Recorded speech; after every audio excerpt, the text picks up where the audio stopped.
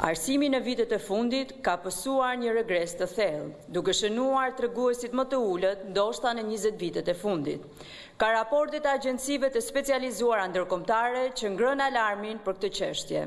Por çfarë po ndodh? Në vend që të ketë ndërhyrje dhe fokusim të qeverisë me politika që u përgjigjen këtyre problemeve, kryeministri e ka fokusin diku tjetër dhe as që interesojnë këtë çështje.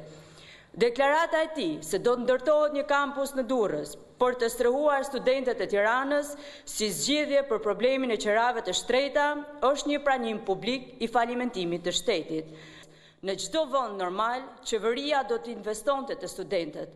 Në Shqipëri e Edi Ramës, investimi shkon te krimi organizuar, oligarkët, ndërsa studentët detyrohen të largohen.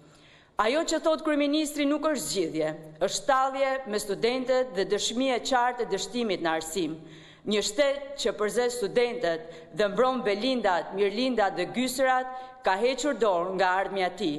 Ndaj u bë thirrje çdo studenti dhe çdo të riu në Shqipëri, me datë 24 ora 17, të bashkohemi të gjithë në protestë për të shporur këtë band hajdudesh që po vjedh të tashmen dhe të ardhmen tonë.